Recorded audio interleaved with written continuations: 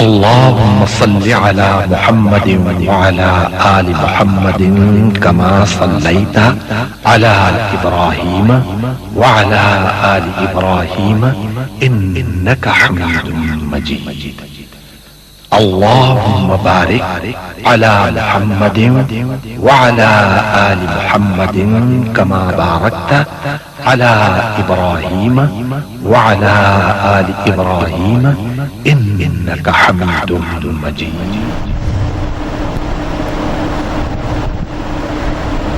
نحمدك يا مجيب كل سائل، والصلاة والسلام على سيد الأنبياء والمرسلين وعلى آله وأصحابه وأزواجه وعلماء ملته أجمعين. أما بعد، فأعوذ بالله من الشيطان الرجيم. بسم الله الرحمن الرحيم.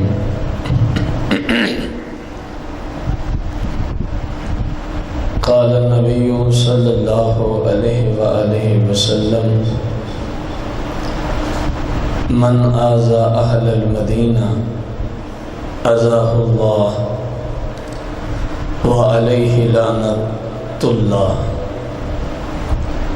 قال الله تبارك وتعالى في القرآن المجيد والفرقان الحميد في شان حبيبه عليه الصلاة والتسليم: إن الله وملائكته يصلون على النبي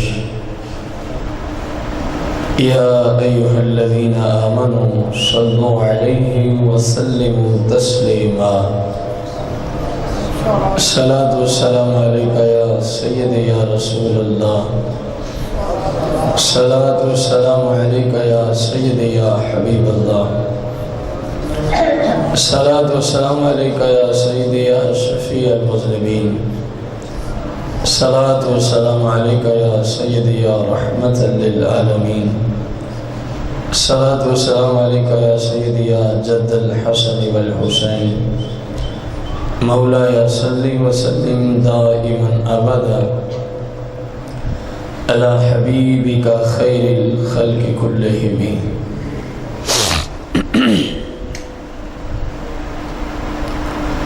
حمد و صلات کے بعد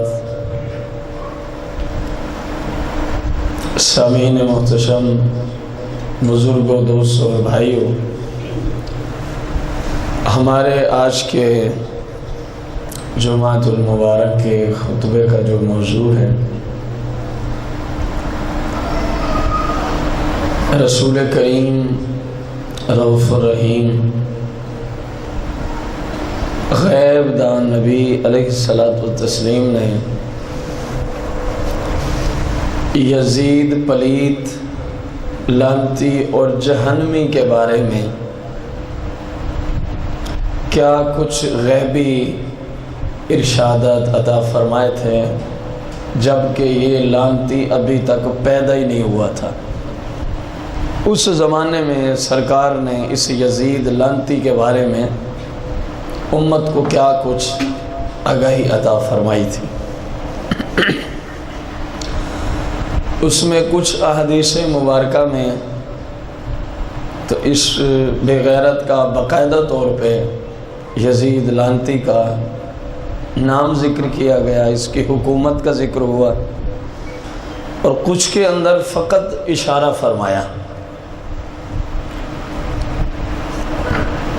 باقی اس کے جو ظلم و ستم ہیں، تقریباً آپ 4 جمعۃ المبارک، گویا 4 قسطیں یزید کے ظلم پہ آپ لوگ سماعت فرما چکے ہیں، اور اس لعنتی کے یہاں تک کلمات کتب کے اندر موجود ہیں۔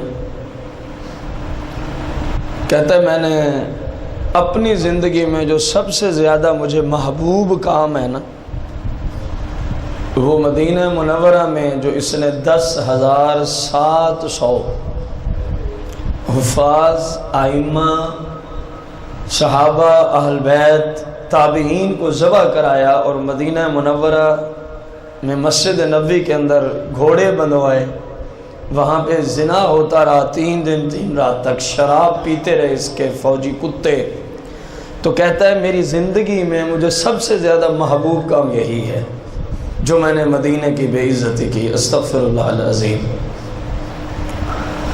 اب ایسے لعنتی شخص کو بعض لوگ زبردستی جنتی بنانے کی کوشش میں ہیں.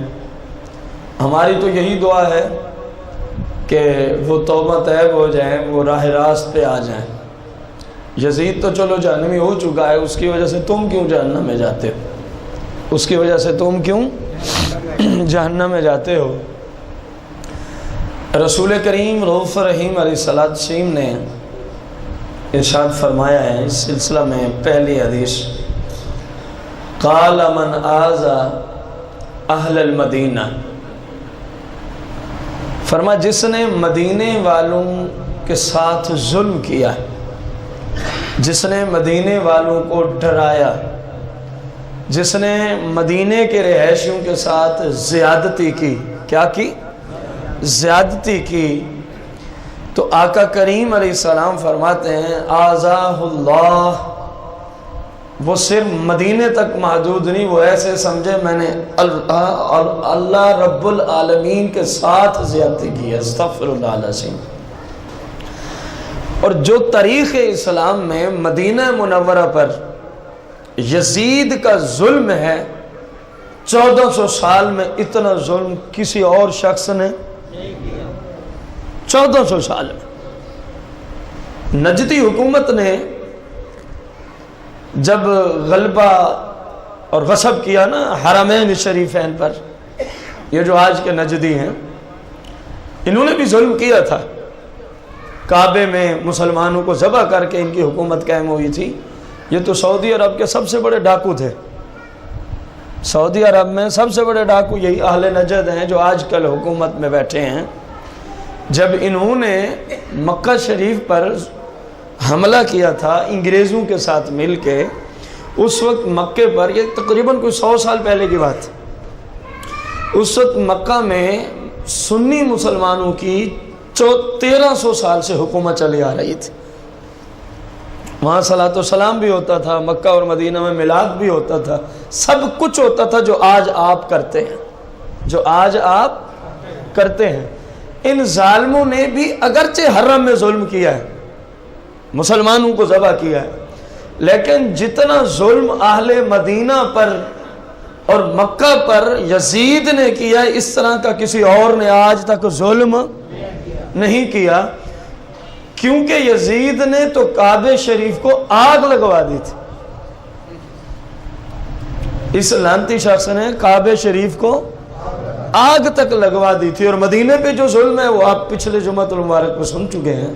اور آقا کریم کیا فرما رہے ہیں کہ جو مدینے کے ساتھ زیادتی کا ارادہ رکھتا ہے، جس نے مدینے کے ساتھ ظلم کیا، زیادتی کی، تو رسول اللہ صلی اللہ علیہ وسلم نے فرمایا اس پر فعلیہ لعنت اللہ. کس کی لعنت ہے؟ اس شخص پہ کس کی لعنت ہے؟ تو یزید جیسا مدینے پہ ظلم کسی اور نے نہیں کیا. تو معلوم ہوا اس حدیث میں اور اس طرح کی صحیح میں، بخاری میں، مسلم میں، صحیح ستہ میں کثیر حدیثیں موجود ہیں اس عنوان کی کہ جو مدینہ کے ساتھ اس طرح کا ارادہ رکھے، جو مدینے کے ساتھ اس طرح کا برا ارادہ، تو اس کے ساتھ یہ ہوگا، یہ ہوگا، یہ ہوگا. ان تمام احادیث کا مصداق اتم درجے میں کون بنتا ہے؟ یزید لعنتی شخص بنتا ہے. کون بنتا ہے؟ یزید بنتا ہے. اگلی حدیث مبارکہ، قال رسول اللہ صلی اللہ علیہ وسلم ستۃ لعنتهم ولعنهم اللہ وکل نبی یستجاب. اب حدیث کو غور سے سننا. ستۃ، آقا کریم فرماتے ہیں کہ 6 قسم کے لوگ ایسے ہیں. 6 قسم کے لوگ کیسے ہیں؟ یہ ستۃ موصوف ہے، آگے اس کی صفت لائی جا رہی ہے کہ 6 قسم کے لوگ ایسے ہیں लअनतुहुम, जिन पे मैं मोहम्मद बिन अब्दुल्ला ताजदार अंबिया सल्लल्लाहु अलैहि वसल्लम, फरमाया जिन पे मैं खुद लअनतुहुम, क्या भेजता हूँ, लानत भेजता हूँ। 6 किस्म के लोग ऐसे हैं जिन पे खुद रसूलुल्लाह ने वाहिद मुतकल्लिम का सीगा लअनतु, फरमाया मैं खुद लानत भेजता हूँ हम उन पर, हम उन पर, वलअनहुमुल्लाह, और उन पे कौन लानत भेजता है, वलअना, और लानत भेजता है हम उन पर, अल्लाह, कौन लानत भेजता है, ताजदार अंबिया की उन पे लानत है, अल्लाह की उन पे लानत है। वकुल्लु नबिय्यिन युस्तजाब, और हर नबी की उन पे लानत है, और हर नबी ने भी उन पे क्या की है। अब 6 तरह के लोग हैं मुख्तलिफ अंदाज से, उन पे रसूलुल्लाह ने भी क्या की है, सारे बोलो, रसूलुल्लाह ने क्या की है, अल्लाह ने क्या की है, तमाम अंबिया ने क्या की है। और ये यजीद ऐसा लानती है कि जो सरकार ने आगे 6 किस्म के लोग गिनवाए हैं ना, ये उन 6 के 6 गुनों में मुब्तला है। हालांकि कानून ये था इन 6 में से कोई एक करेगा तो उस पे अल्लाह की लानत है, रसूलुल्लाह की लानत है, तमाम अंबिया की। और यजीद एक ऐसा लानती है, इसने वो 6 के 6 काम कर दिए हैं, 6 के 6 काम कर दिए हैं, सब कामों से गुजर गया है। तो गोया आदम से जनाब ईसा अलैहिस्सलाम तक हर नबी ने जो लानत भेजी है उसका मिसाक यजीद लाजमी बनता है, उसका मिसाक यजीद, क्योंकि फरमाया 6 में से कोई एक काम करने वाले पर अल्लाह भी लानत भेजता है, मैं यानी रसूलुल्लाह भी क्या भेजते हैं, वकुल्लु नबी, और फरमाया जितने अंबिया हैं उन सब ने भी उन पे क्या भेजी है। उन 6 में जिसमें एक काम हो उस पे नुफूस कुदसिया की लानत है। और यजीद ऐसा खबीस है, इसमें 6 के 6 काम पाए जाते हैं, इसकी सीरत में 6 के 6 काम पाए जाते हैं। तो ऐसा मलून शख्स जिस पे अल्लाह की लानत हो, जिस पे ताजदार अंबिया की लानत हो, जिस पे सब नबियों और रसूलों की लानत हो, फैसला आप करके बताएं। ये मैं कोई अपना फतवा नहीं अर्ज कर रहा, ये मुस्तफा करीम का फरमान या निशान आपके सामने लेके बैठा हूं। फैसला आपने करना है। जिस पर अल्लाह भी लानत भेजता है, जिस पर रसूलुल्लाह भी लानत भेजते हैं, सारे नबी और रसूल भी, भला वो कभी जन्नती हो सकता है? जो उसको जन्नती बना रहे हैं उनको अपनी फिक्र करनी चाहिए कि हम किस गलत रास्ते पे चल पड़े, हम किस गलत। अब वो है कौन? नंबर 1, अज़ाइदु फी किताबिल्लाह, जो अल्लाह करीम की किताब में अपनी तरफ से ज्यादती करे, अपनी तरफ से। जो कुरान आ गया है ना, इसके अहकामात में से किसी हुक्म के अंदर अपनी तरफ से रद्द बदल करेगा तो ज्यादती होगी कि नहीं होगी? आपसे सवाल है, कुरान मजीद फुरकान हमीद है, कुल ला अस्अलुकुम अलैहि अजरा इल्लल मवद्दत फिल कुर्बा, कुरान है कि नहीं है? 25वें पारे में जब सरकार दो जहां ने लोगों को दीन मतीन की तबलीग फरमाई, वो बुतों को पूजने वाले, वो बुतों को, वो सिरात मुस्तकीम से दूर लोग आपकी दावत दीन पर लब्बैक कहते गए, इस्लाम में दाखिल।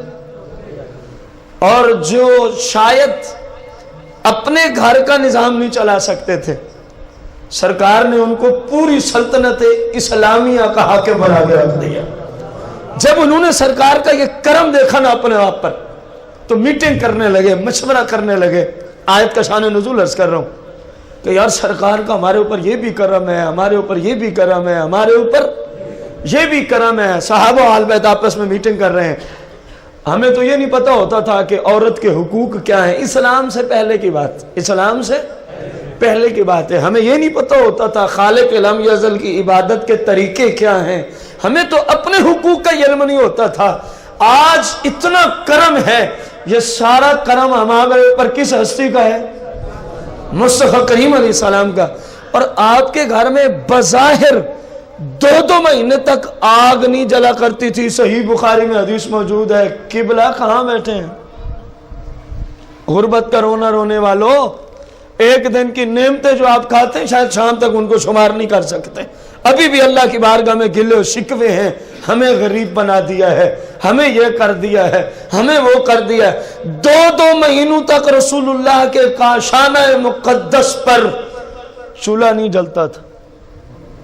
سید عائشہ صدیقہ سلام اللہ علیہا اس حدیث کی راویہ ہیں. آپ کی بہن کے بیٹے، آپ کے بھانجے نے پوچھا تو خالہ جان پھر آپ لوگ زندہ کیسے رہتے تھے؟ یہ صحیح بخاری میں حدیث موجود ہے. تو تمام مومنوں کی ماں ام المومنین عائشہ صدیقہ سلام اللہ علیہا، آپ نے جواب میں ارشاد فرمایا کھجور اور پانی کھا کے گزارا کرتے تھے. کھجور اور پانی کھا کے گزارا کرتے تھے. آپ میں سے سچ بتانا، آج تک کبھی کسی کے گھر میں ایسا دن گزرو جب غربت کی وجہ سے کھانا نہ پکا ہو؟ یار بولو تو صحیح. میرے آقا کریم کی شان کیا ہے؟ فرماتے اگر ہم چاہیں تو مکے مدینے کے پہاڑ سونے کے بن کے ہمارے ساتھ چلیں گے، لیکن ہم چاہتے ہی نہیں. لیکن ہم، ایک غربت ہوتی ہے اضطراری، ایک ہوتی ہے اختیاری.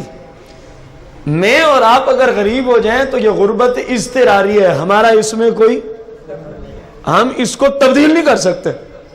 اور میرے آقا کریم جو یہ سادگی والی زندگی بسر فرما رہے تھے نا، یہ اضطراری نہیں تھی، مجبوری نہیں تھی. آپ کو خود پسند تھا کہ بس ہم ایسے ہی چلیں گے. بس ہم، میں اور آپ امیر ہو جائیں تب بھی اضطراری ہے، غریب ہو جائیں تب بھی، کیونکہ ہمارا اپنا کوئی دخل نہیں ہے اس میں، جیسے مالک چاہے گا. لیکن سرکار کو تو مکمل اختیارات تھے. آپ اپنی مرضی سے غربت اور بظاہر اس حالت میں رہنے کو آپ پسند فرمایا کرتے تھے. آپ کی دعائیں موجود ہیں، یا اللہ بس ایک دن کا دے دیا کر، تیرا رزق کھا کے تیرا شکر ادا کر لیں گے. ایک دن نہ دیا کر، رزق نہیں ہوگا تو تیری رحمت اور تیرے فضل کا شکریہ ادا کر لیا کریں گے. آپ کی خود حدیث مبارکہ موجود ہے. آپ فرمایا کرتے تھے مالک بظاہر مجھے بس سادگی میں ہی رہنا پسند ہے، اور اسی سادگی میں ہی مجھے پردہ فرمانا پسند ہے. غریبوں یاد رکھنا تیسرا کلمہ اس حدیث کا، اور یا اللہ مجھے قیامت کے دن جہاں تیری غریب عوام کھڑی ہو نا، مجھے بھی ان کے ساتھ اٹھانا، مجھے بھی ان کے ساتھ اٹھانا. میرے آقا کریم ہر حال میں امت کو اپنے ساتھ رکھتے ہیں. لیکن یہ امت ہے کہ غفلت کی شکار ہو چکی ہے. یہ امت ہے کہ اپنے محبوب کے طریقوں سے نہ جانے کتنی دور چلی گئی ہے. رسول کریم علیہ الصلاۃ والتسلیم، رسول کریم علیہ الصلاۃ کہ صحابہ جانثار اہل بیت مشورہ کر رہے ہیں کہ کیوں نہ ہو کہ کچھ مال اکٹھا کر کے نا آپ کی بارگاہ میں پیش کرتے ہیں. آپ کے بھی تو اتنے احسانات ہیں ہمارے اوپر. یہ جو میں آیت پڑھی، جبریل کب اور کیوں آئے تھے یہ بتا رہا ہوں. مال لے کے سرکار کی بارگاہ میں پہنچ گئے، مال لے کے آپ کا ہمارے اوپر یہ احسان ہے، آپ کا ہمارے اوپر یہ احسان ہے، آپ کا ہمارے اوپر یہ احسان ہے، آپ کا ہمارے اوپر. اور بظاہر آپ کے گھر میں چولہا نہیں جلتا، ہماری طرف سے یہ قبول فرمائے. سرکار مدینہ علیہ السلام خاموشی اختیار فرماتے تو جبریل امین نازل ہو جاتے ہیں. الزاہد کتاب اللہ، اللہ کی کتاب میں زیادتی کرنے والا، یہ جملہ سمجھانے چلا تھا میں آپ کو. سرکار خاموش ہیں، جبریل نازل ہو جاتے ہیں. اے محبوب قل لا اسألکم علیہ اجرا الا المودۃ فی القربى، آپ ان کو فرما دیں یہ جو میری تبلیغ کی وجہ سے تم مجھے یہ مال دینے آئے ہو، مجھے تبلیغ پہ مال کی کوئی حاجت و ضرورت نہیں ہے. ہاں ضرورت تو کسی چیز کی نہیں ہے، چلو تم چل کے آ گئے ہو. اللہ فرما رہا ہے میرا حق جاننا چاہتے ہو تو میری طرف سے کوٹ کوٹ کے محبت کرو، میری آل سے کوٹ کوٹ کے. موت آ جائے تو قبول کر لینا، میری آل کے خلاف زبان درازی. یہ قرآن ہے آل رسول کے بارے میں. میں نے کہا 6 کے 6 گناہ یزید میں پائے جاتے ہیں. رسول اللہ نے فرمایا جس بندے نے کتاب اللہ میں کم و بیشی کی اس پہ اللہ کی لعنت ہے, رسول اللہ کی لعنت ہے, تمام انبیاء اور رسول کی کیا ہے. اس نے آل رسول کے ساتھ جو کربلا میں کیا, جو اس بدبخت نے آل رسول کے ساتھ مدینہ منورہ میں کیا, آپ سے پوچھتا ہوں قرآن کی روشنی میں اس نے قرآن کے مطابق عمل کیا ہے؟ تو زیادتی ہوئی کہ نہ ہوئی؟ پہلی گناہ کے اندر یزید شامل, کتاب اللہ میں زیادتی کرنے والا. دوسری مثال, میں مثالوں پہ بیٹھ جاؤں تو آپ کا یہ جمعہ اگلا جمعہ سارے ختم ہو جائیں, اس بدبخت کی گندی سیرت کے کلمات نہیں ختم ہوں گے. اس نے اتنا قرآن شریف کے خلاف اپنی گندی سیرت گزاری. پچھلے جمعہ سے پچھلے جمعہ میں نے اپیل کی تھی کہ یہ بدبخت اپنی گندی فوج کو کہتا تھا, ان یزیدی کتوں کو کہتا تھا کچھ نہیں ہوتا, شراب پی لو. کیا ہوا؟ قرآن نے حرام کیا ہے تو کیا ہوا؟ تم پہلے عیسائی بن کے شراب کو پی لو. اسلام نے حرام کیا ہے تو کیا ہوا؟ تم کیا بن کے پی لیا کرو. کتاب اللہ میں زیادتی ہوئی کہ نہ ہوئی؟ سرکار فرماتے ہیں جو اللہ کی تقدیر کو جھٹلانے والا ہے. دوسرا, جو اللہ کی تقدیر کو, اور یزید کی اکثر سیرت اسی انداز پہ گزری پڑی ہے, تقدیر کا جھٹلانے والا ہے, تقدیر کا جھٹلانے والا لعنتی شخص ہے. اور تیسری, میرے آقا کریم نے کیا کھول کھول کے امت کو نشانیاں عطا فرمائی.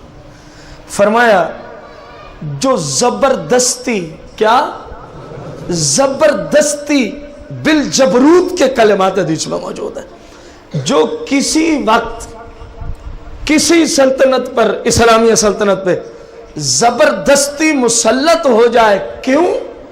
لیعز من اذلہ اللہ ویذل من اعزہ اللہ. اور وہ جب زبردستی حاکم بن جائے, اس لعنتی کا پھر کام کیا ہوتا ہے؟ جن کو اللہ نے ذلیل و رسوا کیا ہوتا ہے وہ ان کو عزت دے دیتا ہے, وہ ان کو عزت دیتا ہے. اور اللہ نے اعزہ اللہ, جن کو اللہ نے عزت, شان, مقام اور رتبہ دیا ہو, وہ لعنتی ان کی ذلت پہ تل جاتا ہے. بتاؤ یہ جملے یزید پہ سچے آ رہے ہیں کہ نہیں آ رہے؟ اطرت پاک کو اللہ نے عزت سے نوازا کہ نہیں نوازا؟ سرکار کی نسل مبارک کو رب نے عزت, شان, رتبہ, مقام, درجے دیے ہیں کہ نہیں دیے؟ یہ لعنتی جب صحابہ کہہ رہے ہیں, جب اہل بیت اس کو کہہ رہے ہیں تو اس قابل نہیں ہم تیری بیعت لیتے, تو اب اس کا حق بنتا تھا یہ خود بخود معزول ہو جاتا, لیکن زبردستی مسلط رہا, زبردستی مسلط رہا.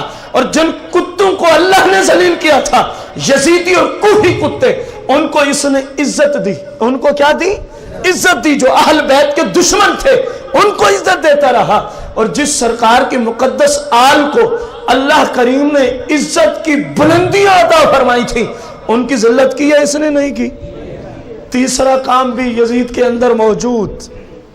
چوتھی بات, والمستحل لحرم اللہ. اندازہ لگائیں کتنا سرکار علیہ السلام نے کھول کھول کے جملے ارشاد فرما دیے ہیں. والمستحل فرمایا, اور وہ, چوتھی بات آ رہی ہے, اور وہ جو حلال کرنے والا ہو. جو حلال کس چیز کو؟ لحرم اللہ, جس چیز کو اللہ نے حرام کیا وہ اپنے لیے اس کو کیا کرتا ہے؟ یہ چوتھا گناہ ہے. انصاف سے بتانا, یزید کے ظلم پہ آپ 4 جمعے سن چکے ہیں, یہ چوتھا گناہ یزید کی سیرت میں ہے کہ نہیں ہے؟ اللہ کریم نے حرم کی عزت رکھی ہے, اللہ کریم نے مدینہ منورہ کی. میں ایک تفسیر ہے, تفسیرات احمدیہ, ملا جیون رحمت اللہ علیہ کی, یہ احکام القرآن کے درجے میں ہے. پورے قرآن میں 500 آیات بینات ایسی ہیں جن کا تعلق فقہی احکام سے ہے, حلال و حرام کے مسائل سے ہے, جائز و ناجائز کے. پورے قرآن میں کتنی آیات ہیں؟ 500 آیات بینات. ان کی تفسیر لکھی ہے علامہ نے, تفسیرات احمدیہ، میں اس میں کعبہ مشرفہ کی عزت پہ پڑھ رہا تھا. اندازہ لگانا میرے جملوں کو سننے کے بعد، یزید نے کعبے کو آگ لگا دی تھی. اندازہ لگانا، ایک ڈائریکٹ کعبے کو آگ لگانے والا، ادھر قرآن پورے حرم کی عزت کو یوں بیان کر رہا ہے. فرمایا کہ یہ حرم امن کی جگہ ہے. علامہ نے اس کی تفسیر کرنا چاہی کہ کیا مراد ہے، بہت ساری تفسیریں کی، لیکن ایک تفسیر آپ کے سامنے رکھنا چاہوں گا. فرمایا اس سے یہ مراد ہے، ایک ہرن ہے، جنگل ہے، پہاڑ ہے، اس کے پیچھے شیر چلا ہے. جملوں کو انصاف دینا ہے آپ نے. ہرن آگے ہے، شیر پیچھے ہے. شیر ہرن کو شکار کرنا چاہتا ہے. فرمایا وہ ہرن دوڑتے دوڑتے کعبہ شریف، حرم شریف، مسجد حرام کی حدود میں آ جاتا ہے. رب نے جانوروں کو بھی بتا دیا ہے کہ یہ حرم کی حدود ہے. فرمایا جب ہرن حرم کی حدود میں داخل ہو جاتا ہے، شیر اپنا رخ دوسری جانب پھیر دیتا ہے. اور درندے بھی حرم کی پاک دامنی کا لحاظ رکھتے ہیں. میں پوچھتا ہوں یزید کتنا بڑا بے غیرت تھا، کتنا بڑا لعنتی شخص تھا. ایک حیوان، ایک درندہ، ایک جانوروں کو چیر پھاڑ کے کھانے والا شیر میرے محبوب کی شریعت میں اللہ نے حرم کا اتنا تقدس رکھا ہے. فرمایا جب ہرن حرم کی حدود میں آ جاتا ہے تو حیوانات بھی حرم کی حدود کا لحاظ رکھتے ہوئے اپنے راستے کو تبدیل کر کے اپنے شکار کو چھوڑ کے چلے جاتے ہیں. اور یزید کیسا لعنتی ہے جس نے حرم کی حدود کا کیا لحاظ رکھنا تھا، ڈائریکٹ کعبے کو آگ لگوا دی تھی. ڈائریکٹ کعبے کو 4 گناہ آ چکے ہیں 6 میں سے، اور 4 یزید میں نظر آ رہے ہیں آپ کو، کیوں نہیں آ رہے؟ فرمایا جس چیز کو اللہ نے حرام کیا اس کو حلال کرنے والا. شراب کس نے حرام کی ہے؟ حلال کرنے والا کون ہے؟ جن کو سمجھ ہے بلند آواز سے. آیا اطرت رسول کی عزت ہمارے اوپر کس نے فرض کی ہے؟ آل رسول کی عزت کرنا کس نے فرض کی ہے؟ اللہ اور اس کے پاک محبوب علیہ السلام نے. تو جو اس کو اپنے لیے ذلت کی دنیا میں ڈھال دے، اللہ کے ایک جائز اور حلال کو اس نے دوسرا رخ دیا کہ نہ دیا. یہ ساری باتیں، مسجد نبوی شریف ہے، اس کا ادب و احترام مسلمان پہ فرض ہے. مسلمان پہ فرض ہے، اللہ کی طرف سے اس کا ادب و احترام فرض ہے. اور اس لعنتی نے کتنا ادب کیا، پچھلے جمعہ پہ آپ سن چکے ہیں. مسجد نبوی کے اندر جو ظلم یزید نے کرایا 1400 سال کی تاریخ کے اندر آج تک کسی ظالم بادشاہ نے ایسا ظلم نہیں کرایا. 5ویں چیز، میرے آقا نے کتنا کھول کھول کے پہلے ہی اس لعنتی کی نشانی امت کو بتا دی تھی. حالانکہ اس 4تھی چیز میں بھی اگلا جملہ آ رہا تھا، لیکن مسئلہ اہم تھا، سرکار نے اس کو الگ عطا فرما دیا. فرمایا والمستحل من اطرتی ما حرم اللہ. فرمایا میری اطرت کے معاملے میں جو اللہ نے شان و شوکت امت کو دی ہے کہ رسول اللہ کی آل کا یہ اداب ہے، رسول اللہ کی آل کی یہ تعظیم ہے، یہ ان کی عظمت ہے، یہ ان کی کرامات ہے، یہ ان کی شایان شان ہے. فرمایا اللہ کریم جو میری اطرت کے لیے سسٹم اور شریعت دے گا، وہ لعنتی شخص اس کو بھی تبدیل کر دے گا. رسول اللہ نے کتنا کھول کے یزید کے بارے میں امت کو بتایا تھا. دیکھو پچھلے جملے میں بھی آ رہا تھا اللہ کے حلال کو حرام کرنے والا لعنتی شخص ہوگا، لیکن سرکار نے 5ویں درجے پہ الگ اپنی اطرت کا ذکر فرمایا، اپنی آل پاک کا ذکر فرمایا. فرمایا میرے رب نے تو آل کی عزت کا حکم دیا ہے، اور جو ظالم جابر بادشاہ میری آل کے خلاف ہو جائے لعنتہم، میں ان پہ لعنت کرتا ہوں، ولعنہم اللہ، میرا رب ان پہ لعنت کرتا ہے. وکل نبی مستجاب، اور اللہ کے سارے نبی اور رسول بھی اس میں کیا بھیجتے ہیں. 6ٹھی چیز وَالتَّارِكُ لِسُنَّتِي، اور جو میری سنت کے خلاف بھونکے. یہ مطلب ہرگز نہیں کرنا وَالتَّارِكُ لِسُنَّتِي میری سنت کے خلاف چلنے والا، ہرگز نہیں. جو میری سنت کو بدلنے کی کوشش کرے، جو میری سنت کو بدلنے کی کوشش کرے، جو میرے طریقے کو تبدیل کرنے کی کوشش کرے، اس پہ بھی اللہ رسول اور تمام نبیوں کی کیا ہے؟ آپ بتاؤ یہ 6 کے 6 گناہ یزید کی سیرت میں نظر آتے ہیں کہ نہیں آتے؟ اور جس بدبخت پہ اللہ کی لعنت ہو، جس بدبخت پہ آدم سے لے کر عیسیٰ علیہ السلام تک سارے انبیاء کی کیا ہو؟ لعنت ہو، اور جس بدبخت پہ خود تاجدار انبیاء نے کیا فرمائی ہو؟ پتہ نہیں وہ کیسے لوگ ہیں جو آج بھی اس کو جنتی بنانے کے چکر میں ہیں۔ بس دعا کر سکتے ہیں کہ اللہ ان کو ہدایت عطا فرمائے، اللہ ان کو، وہ کوئی بھی ہو، وہ ہمیں اسے سروکار نہیں کہ اس کا مسئلہ کیا ہے، ہمیں تو شریعت کے قانون سے سروکار ہے۔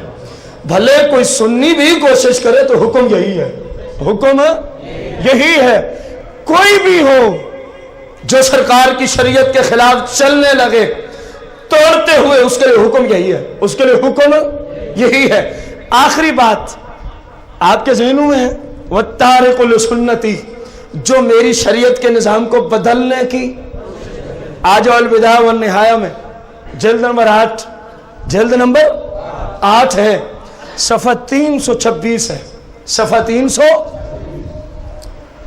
اندازہ لگانا کتنا مقدس سرکار علیہ السلام کے کلمات اس حدیث کی تشریح کے موجود ہیں۔ میرے آقا کریم نے فرمایا، ان ابی عبیدہ رضی اللہ عنہ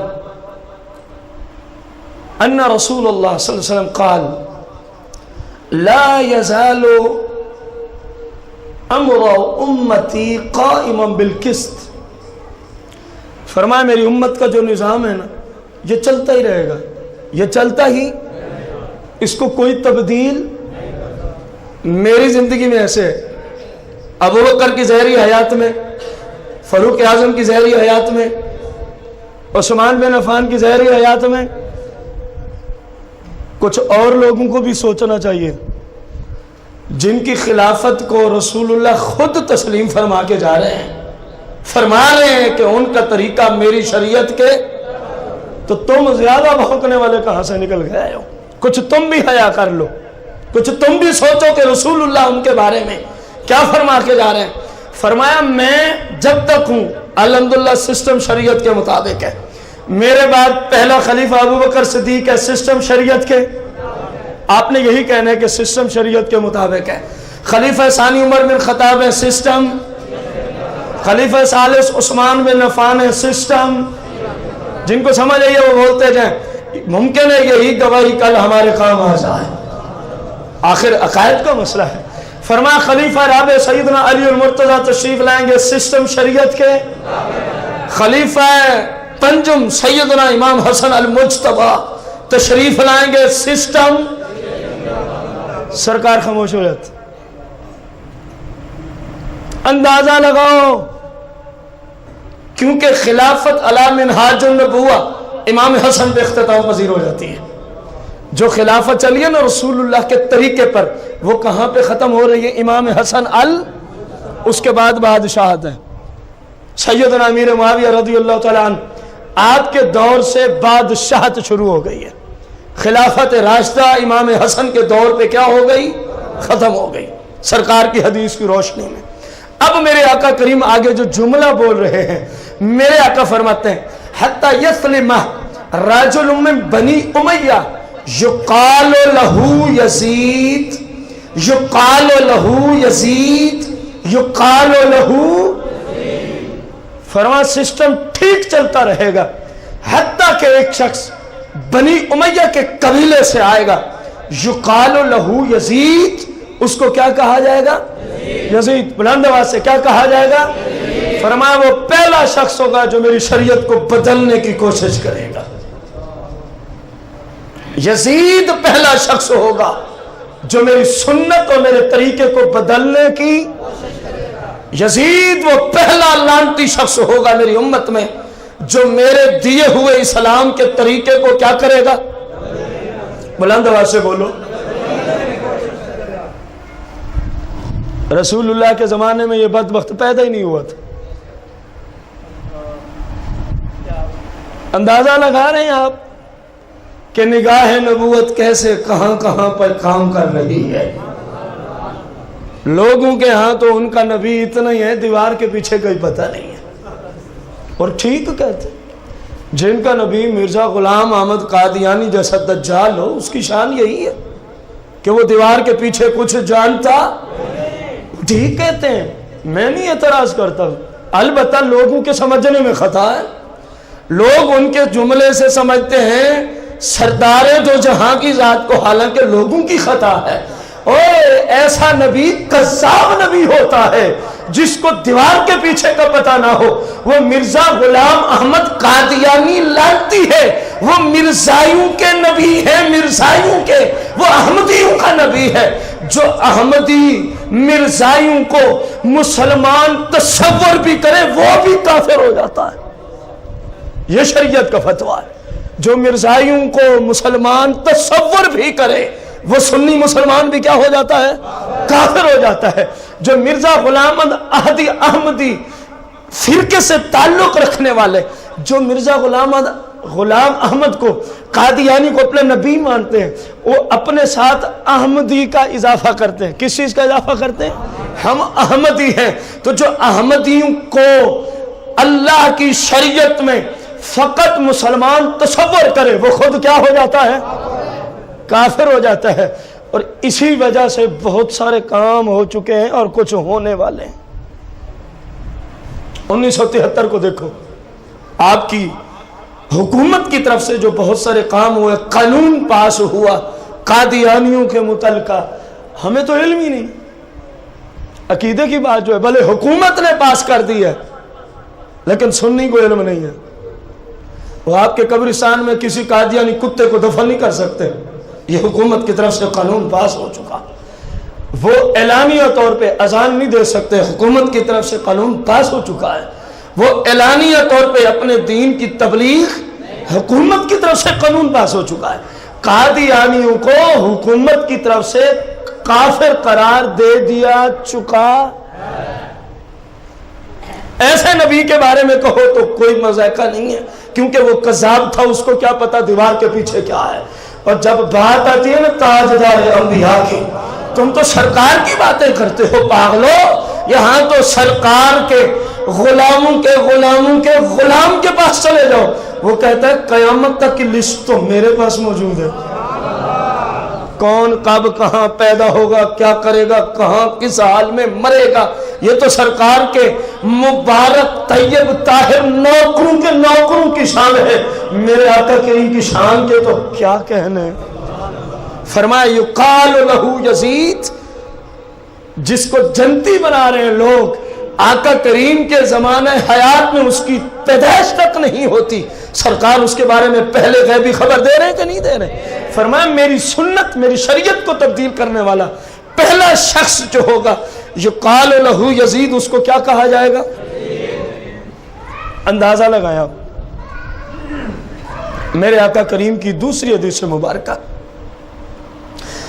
مختلف روایات سے ہے، مختلف روایات سے ہے، اوپر والی روایت اور اگلی روایت میں راوی مختلف ہے، راوی کیا ہے؟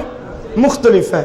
اندازہ لگاؤ، سمعت ابا صالح سمعت ابا ہریرہ یقول قال رسول اللہ صلی اللہ علیہ وسلم تعوذ باللہ من سنۃ 70 و امارۃ الصبیان۔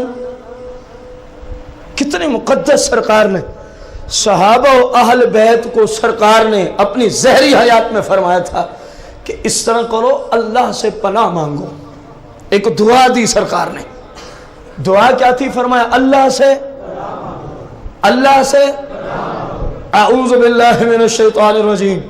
کیا مانگی جاتی ہے اس میں؟ اللہ سے۔